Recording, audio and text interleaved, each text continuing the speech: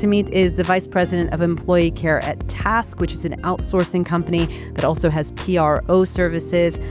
So we've been out and about. We are into mobilization services at TASC. And we've also come across such cases where the offer letters from our company were circulated, which were not issued to the intended applicants. And we said that we've got to do, being the industry leader here, we said that there is something that we need to do.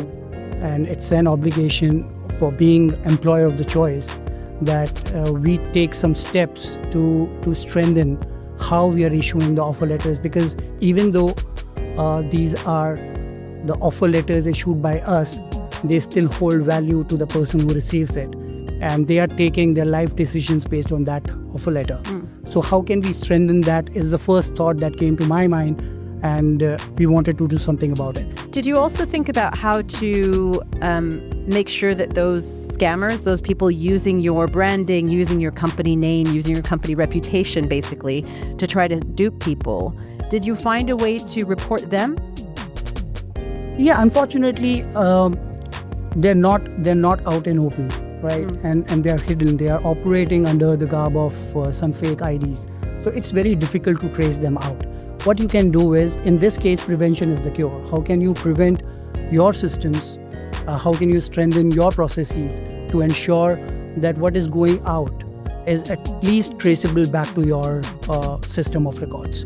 So what we've been able to do was to put some kind of control check mechanism in our offer letters so that if anyone receives it, they are able to trace that offer back to the applicant itself, which I can explain in a bit more, but that's how we are trying to, ensure that whatever is going out from our system is traceable back to our applicant database. So basically, if you send a legitimate job offer out, there is a way for the applicant somehow to check that offer and make sure. Yes. And just very top level, how does that work?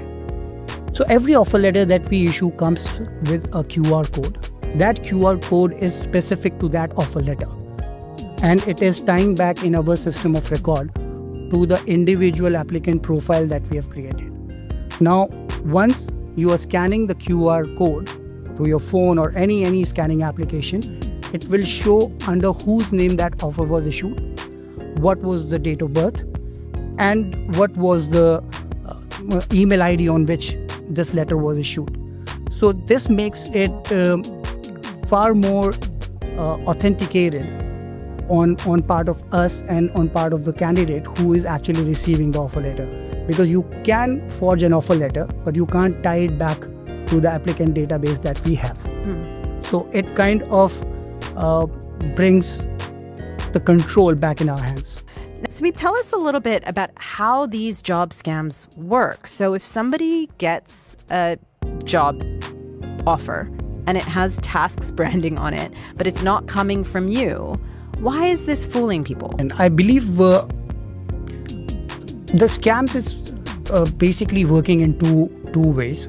Number one, people who are using fake IDs, fake formats, and they are able to copy signatures, make it look so authentic that it's really difficult for a person who's receiving that offer to figure out, yes, this is not a legitimate offer. All right. Now, how are they able to do it? You've got by the technology which is available today, it's pretty easy. Yeah. Now, the second level of this whole scam or cash for offer scam is basically preying on people who are evident on social media as well. I mean, you see people making remarks, I've been applying through LinkedIn, I'm not getting any jobs. So there is some kind of profiling which happens on the social media itself. And they are able to single out these people, make a database out of it, see how they want to operate with each one of them, and they have a strategy to reach out to every single individual with the hook that they want to create.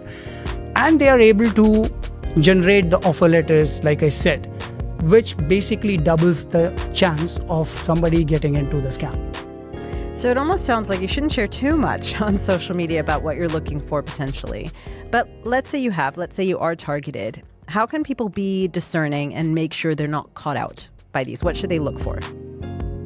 And thanks to the place that we all live in Dubai, in UAE, where government time and again has made it very clear that there can't be money in offer of job, right? So every expense has to be paid down by the employer if we are trying to bring in people, if you're trying to mobilize resources. So there are 3 or 4 smart checks that you can do. And I know while I say smart checks, it might not be the time when you actually be able to use it, but it's very simple telltale. Number 1, you have to check if the offer has come from a legitimate work ID or work email of that company. If it is coming from a domain like gmail.com, Outlook, MSN, and any other format, question that. Second is, can you tie that offer back to the organization? Can you call to that organization? Because every legitimate company here in UAE or in the world, of course, have their addresses and contact details published on the web. You can make a call and they will direct you to the right department who will be able to trace that offer back to you. So even if you don't see a QR code like we at TASC have been doing, you can still call the person and check on the authenticity of the offer letter as well. It takes a call or 2 maybe. And the third thing which they can basically do is the moment the money bit comes in, right? The moment it is a promise that, next step will only happen after you pay me this, it's a very big telltale for you to understand that you're being scammed, right? Nobody will move the offer letter just because of that amount of money. And we know how these guys are operating. I mean, if the fee was 9,000, then why are you breaking it down in installment, right? And employer here in UAE basically is never going to sell a job. Yeah, because that's not how things happen. And now we've talked about the job scams front of things. I also want to talk about visa scams. This is where people can be more vulnerable because especially in lower income populations, there's a lot of people who perhaps don't want to work for an agency that's paying them less than half of what, they're pulling in, taking huge profit margins. They want to be able to work independently and make sure that they're maximizing their income in the same way that a professional white-collar worker would do, sometimes wants to go freelance or wants to work for themselves. You'll see that as well in different populations here in UAE, in different types of professions. And that's where you get a bit of vulnerability oftentimes because it's almost reasonable that if somebody's, we see some companies that do offer these, even though they're not supposed to, and some people do receive these visas through these companies. So it's easy to think how somebody like Jen could get fooled and think, okay, well, I've seen my friends are on these kind of company visas. Maybe I can get on one too. So what are the biggest issues we're seeing? What are the common tactics we're seeing in the visa scam space?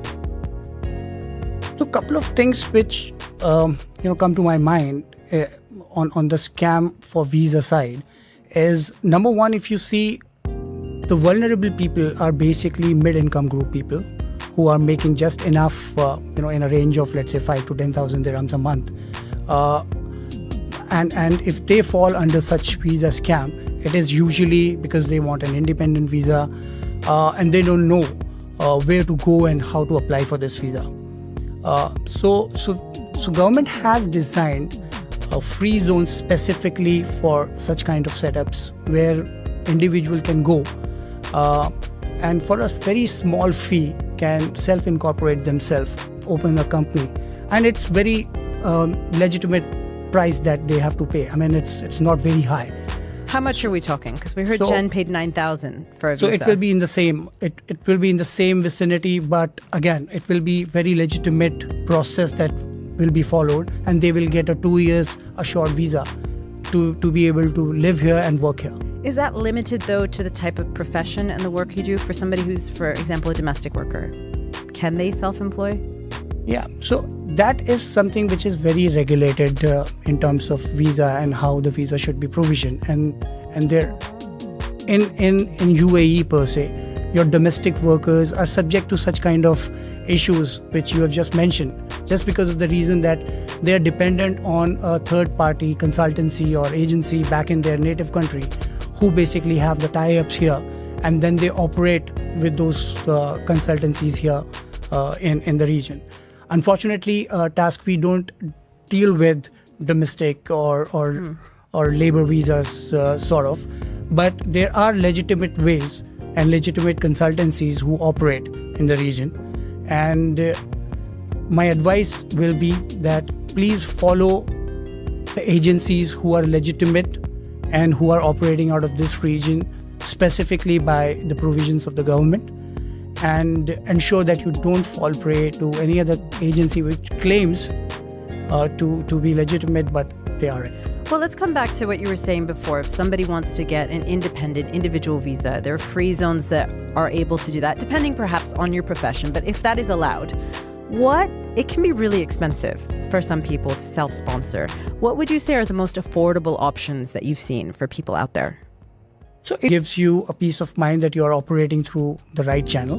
Second, it also gives you an extended visa for two years to operate here. And then you are free to, do a consultation work, or you're able to do any self-incorporated work that you want to do, right? Unfortunately, at this point in time, for that kind of visa profile, this is the going and approaching a free zone is the best option. Sumit, thank you so much for coming in to have a chat about this subject matter. Thank you so much. It was a pleasure. And thank you for raising this topic as well.